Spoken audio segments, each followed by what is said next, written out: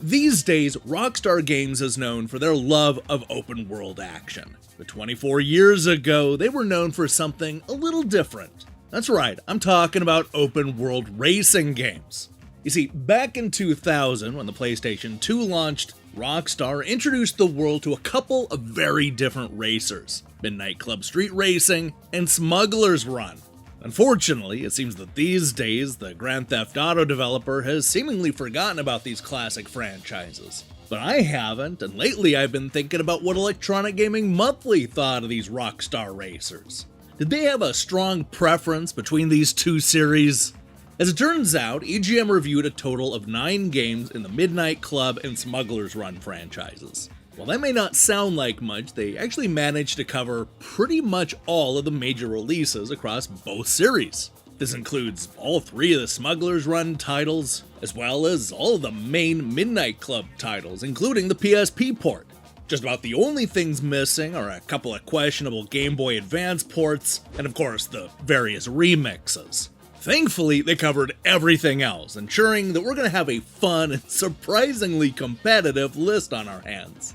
What we're going to do today is count down the best and worst Rockstar racers using Electronic Gaming Monthly's own words and scores. There's no editorializing here, we're just going to focus on what the critics said back when these games first came out. You better fasten your seatbelts, kids, because it's going to be a speedy episode when EGM ranks Rockstar racers.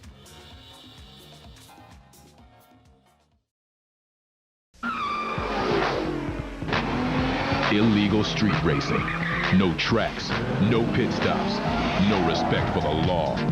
Rockstar Games presents Midnight Club, rated T for teen.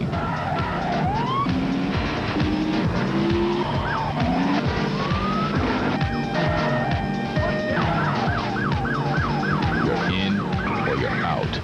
Midnight Club.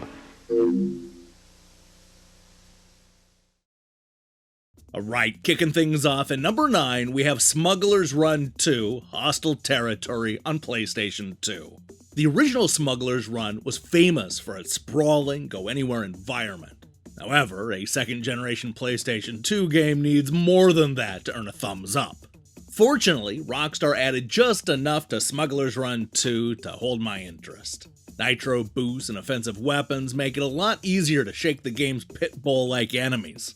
The environments, filled with landmines, rock slides, and the like, are much more interactive than before, and as dangerous as your actual enemies. Lastly, the new head-to-head turf wars and checkpoint races greatly enhance the game's replay value.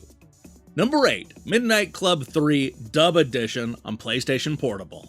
This ambitious PSP game has all the original console games' pimped out cards and strange special powers, like slowing down time or shooting out sonic booms. But I would have just been happy with stronger headlights, as I had to use the brightness on my PSP, wishing it wasn't Midnight Club, or rather, Mid-Afternoon Club. There was less oncoming traffic to compensate for the smaller screen, but I didn't quite feel the classic Midnight Club sense of speed. But thankfully, all the races from the console are here, so whether you're new or old to the series, Dub for the PSP has plenty to keep you busy for a long time. Number 7, Smuggler's Run on the PlayStation 2. Smuggler's Run is a subtle example of how a smidgen of the PlayStation 2's power can immediately change gaming. The beautiful expanses of terrain make for a great backdrop in this adrenaline-pumping race chase game where plotting the best course is as important as your reflexes. I was hooked for the first set of missions, but afterward they got a little repetitious. Running from the cop cars and dropping off contraband is fun, but I got frustrated and bored when I never got any firepower to fight back. The overall lack of depth and variety makes this one feel like it was rushed, which is unfortunate since it had great potential. Number 6, Midnight Club Los Angeles on the PlayStation 3 and Xbox 360. It's a testament to the level of detail in Midnight Club Los Angeles that I can search for a real-world LA landmark on Google Maps and find it in approximately the same spot in-game, give or take a few blocks. But the most impressive technical aspect of the latest Midnight Club is how well this massive world seamlessly serves its purpose as a hub for races. one major sticking point for all this though. After spending hours leveling up, purchasing cars, and then enhancing their performance, main missions tied to story elements are still difficult. Opponent AI rarely ever makes mistakes in the races, and any attempt to forcibly make them screw up is useless. Thankfully, the game's got plenty of side races that offer challenge that won't leave you feeling nearly as frustrated. Number 5. Midnight Club Street Racing on the PlayStation 2. From the folks bringing you Smuggler's Run comes an equally colorful title with the same law-breaking, high-speed action. It's hard to find things to complain about in a game where you can drive into the center court of Madison Square Garden in a lowrider that you just won from a trash-talking speed punk, but I'll mention a couple. I found the backgrounds a little basic and stale at times, and a tad more variety in the car designs would have edged out the monotony. Otherwise, Midnight Club is a fantastic realization of a street racer's dream and will provide tons of fun for any reckless driver who wants a little more than your average racer can offer. Number 4. Midnight Club 2 on the Xbox. I'd like this game more if it wasn't so friggin' hard! Luckily, the gameplay is so solid and polished that it's easy to keep playing the same races over and over again. Breakneck speed, creative online modes, and the ability to trash talk with Live's headset will make you an addict in no time. Number 3. Smuggler's Run Warzone on GameCube. I'm a simple guy, so a game that offers little more than a trumped-up version of Capture the Flag can still appeal to me. Sure, it's one-dimensional, but for anyone who loves the thrill of the chase, Warzone is likely bottomless glass.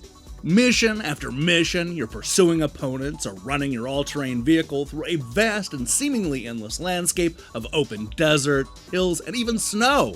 To sum it up, for children of the Cube who have never smuggled, Warzone is a great deal. All others should rent first. Number 2. Midnight Club 3 Dub Edition on the PlayStation 2 and Xbox. I love tricked out cars so much that sometimes I think that maybe I was conceived in the backseat of a souped up Honda Civic. Unsurprisingly, I was a big time Midnight Club 2 fan. And with Dub, the days of itchy nitrous trigger fingers and high beaming drivers to race are back. Dub redlines on the gorgeous meter. Everything blurs and tunnels to help convey a giddy feeling of speed. And then you hit the nitrous. The new zone feature helps to keep all this in check though, slowing down time so you can slice through the traffic or just have a second to blink. The competition does fast and flashy, but squeezing between cars in slow-mo and then re-entering traffic and time at full tilt? Need for Speed Underground 2 can't catch that. And finally, at number 1, it's Midnight Club 2 on the PlayStation 2. Midnight Club 2 is hardcore, high-speed craziness that appeals to gearheads like us, as well as those who just want a quick race. The gameplay dynamics change dramatically online thanks to entertaining and combative power-ups that promote strong rivalries between players. For pure entertainment, it's significantly more fun than Auto Modelista and consequently infinitely more addictive. It also bests Capcom's effort by boasting sublime control that mixes the visceral grip and feel you want from a sports car game with the twitchy control that you want from an arcade experience. Overall, this is the best racer since Hot Pursuit 2. Rockstar Games presents Midnight Club 2.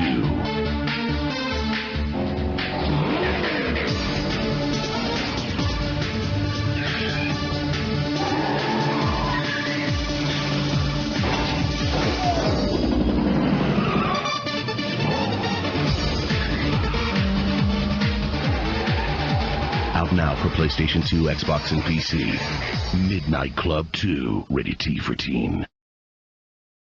Hey, thanks for watching us break down these classic reviews. If you liked what you saw here, then you should know that we post new episodes just like this almost every week.